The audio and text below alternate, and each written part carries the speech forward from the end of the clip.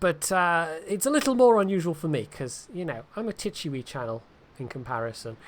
Let's do... I think I mentioned this earlier. We're going to do this hardcore mode. Let's do the Marblehead. There was... Yeah, there have been some videos of Frostpunk already. They had like a preview build where you could play for the first 10 days. And I think the Yogscast not long ago did a stream where they might have had the a more complete build of the game. Although it will have still been an in-development build, of course. But yeah, it's very much more in the vein of something like Banished, except with Banished you've got, like, depending on whether you've got disasters turned on or not, you could have periods of relative stability where Frostpunk, it seems much more geared towards you are constantly fighting to retain some kind of equilibrium. And the entire game seems kind of based around that. And given that it's from the devs of This War of Mine, which is a game all about, you know, making choices, and it's a different kind of game, but again, it's all about maintaining that unstable equilibrium and deciding sometimes, you know, between the lesser of two bad choices. So it's very much going to be in that vein. You might gift it to me, so I've got no excuse to play it at least once. Okay. Well, you know, I know not to take that threat lightly, Far Berserker. You have gifted me stuff before, so... Oh, in that case, Mixie asks, I guess nobody from World of Warships is in A level. Yeah, I don't even know. Oh, would you look at this matchmaking though? Oh, not a tier 7 in sight. Wow, that is some hardcore streamer buffs right there. I must have been unconsciously hacking the matchmaking server. Look at that. That's such a rare sight in a tier 5. Okay. Yeah, that kind of thing, Tanku. Like, one of the initial early decisions, just to give you an idea, is because there's a whole like decision tree as well, and there's different tech trees, and then you start off with so many of these games, you're scavenging, and then you've got to try and get things a bit more set up.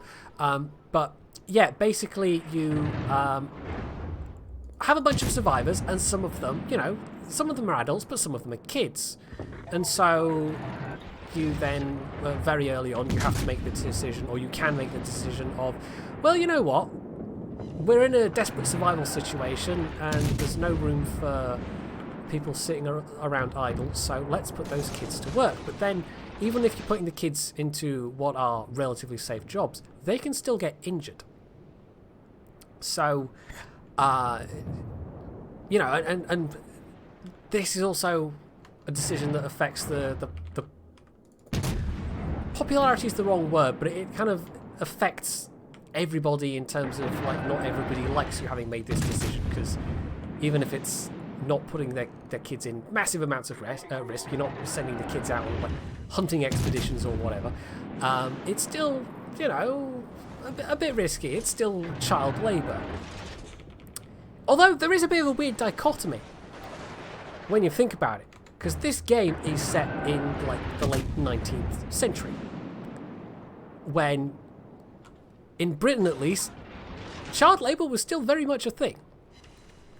So it's a bit weird that they would get put out by the idea of you know, making the children go and gather materials, when this was of an era where we were quite happy to send small children down mines and up chimneys. Yeah, I don't know. It's one of these things where you think about it, it doesn't actually make that much sense. But within the context of the game, it's, you know, there's a whole bunch of these decisions where they might be necessary for survival, but people might not like them very much. And if people's hope gets too low, then that can have negative effect itself. So it's a game of balancing You're just balancing all different kinds of things and hoping that you don't get too far off base in any one direction. Because if you do, at that point things start falling over. So it's not a game that ever lets you get comfortable.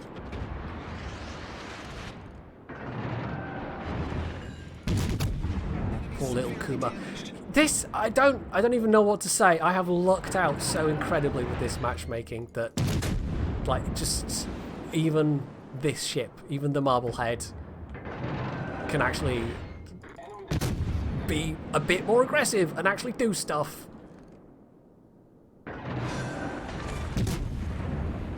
And how often does that happen? And the answer is hardly ever. There is an Isukaze around, this is why I've put the spotter up, but I will, once we get more towards the cap, maybe consider using Hydro as well. That Kaiser is getting a little bit close, however. I don't know if we do want to actually contest this cap. We might just use this island for cover. Ah, there's the Isukaze.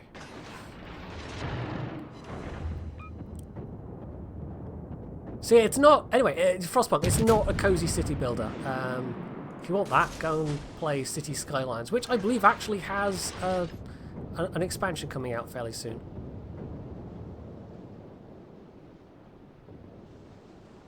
But it's not bad. Just on the couple of hours I've played it so far, I've kind of enjoyed it. It's not the kind of game I would sit down and have seriously long sessions with, but more the kind of game where you play it for a little bit and then you go away and do other things. Because it's not a relaxing game. It's really not a relaxing game. Right, you're AFK, that's fine. Well, it's not fine, but anyway. Oh, there is yeah, I remembered somebody saying something about a Cirque 2 warships, and this is why I wasn't really clear, Menthel, but yeah, I think somebody mentioned it to me on the Discord that Cirque 2 for warships had been set up, but I couldn't tell you offhand who's actually running it, which is probably not very organised of me.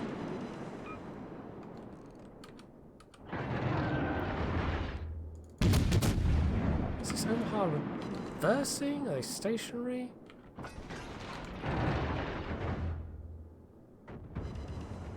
They're actually reversing. Yeah, they are. Okay. I would push the cap, but there's some battleships uncomfortably close by.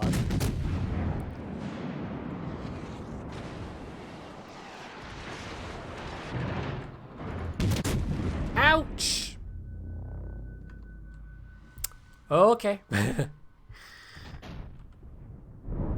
Probably the Kaiser.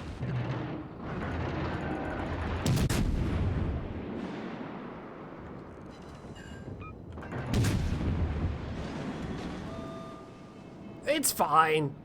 I didn't need those hit points anyway, right? Yeah. Yeah, let's just go with that. Quill 18 and A-Spec are known for being cruel overlords. Okay. I think actually was, I think it was Quill. Was it Quill or was it Arumba? It was one of them. I was subscribed to one of them for a little while. Whichever one it is that puts out the most videos, because they just put out so many videos. I think it might have been Quill. But it was clogging up my my subscription feed quite badly at that point, so I was just like, you know what, it's quite, you know, these are well-made videos from somebody that actually understands the game mechanics, but I only have so many hours in the day, and it's blocking all the stuff that I otherwise want to pay attention to, so yeah. You definitely don't want to put out too many videos. You completely spam out videos. It's not a good way to get and keep viewers overall, I would say. Mind if I was just like a CK2 channel, it'd be one video every 2 weeks, but it'd be such a high quality video, you guys. So high quality. I'm slightly envious of channels that can do that, like Robaz as an example, that have a super irregular upload schedule, but just Like, they make such good, funny videos that people are fine. They will wait. That's the trick, really, is just be entertaining enough that, and put out such good quality videos that people don't mind waiting for them.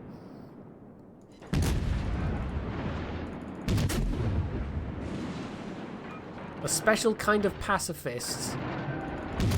Is this the kind of pacifist that involves getting everybody else to fight your wars for you? Maybe. I don't know, I'm just trying to imagine that, because Stellaris, for example, you could do that, or like EU4. You could engineer it so that, you know, people declare war and then suddenly a bunch of people declare war on them. And you never have to lift a finger. Also, I'm approaching 100,000 damage in a Marblehead, but it is ridiculously good matchmaking for the Marblehead, or for any tier 5, so I can't pretend it's that special. Do we have the gun arc to get over that? I don't know. Maybe? There we go, 100k! 100,000 damage in a Marblehead. Wargaming, it's OP plus nerf. What camo? This is a special version of the Marblehead. This is the Marblehead Lima, which I think they gave away with it's like a graphics card promotion. It's basically a Marblehead with this camo. There's another Lima version of the ship as well, and I can't remember which one it is, but it's like one of the tier 3s or something. So, yeah. But because I already had a Marblehead, it was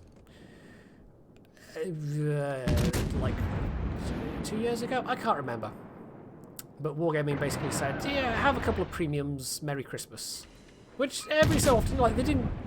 I wouldn't say they did that on a terribly consistent basis, but, you know, I got a bunch of Warplanes premiums that way, and I think I got 1 or 2 lower tier tanks premiums, and I've probably had the most stuff in warships. No, that's probably not true. It will be the most stuff in warplanes, won't it? But because I already had the Marbleheads, they went, okay, have the Marblehead Lima. And I went, I won't say no to a free premium, and I didn't. And that was the end of the story. Wasn't it a good story? The Tachibana Lima, there we go. So yeah, you really don't see this, like this is one of the rarer ones just because it was a promotional deal. I don't think people went out and bought an expensive graphics card just so they could have a Marblehead. Probably wasn't even that expensive of a graphics card. I mean, if it was, then you'd be super, like, oh my god, this is what I'm getting out of it, a Marblehead. Right. Are we going to turn in time to... Nope, but never mind. I'm going to avoid the torpedoes, and that's all that matters. Not that they had the range anyway. How's Warplanes? Not actually installed at the moment. It got completely displaced as my casual go-to game by Warframe. And at the point where Warframe gets just to be too annoyingly grindy, I will probably reinstall Warplanes. But for the moment, Warframe is still being sufficiently entertaining that I'm sticking with that.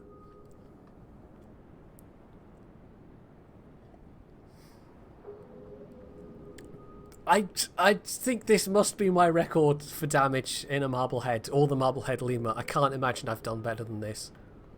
It's just because it's so goddamn amazing matchmaking that you just never get when you play tier 5s.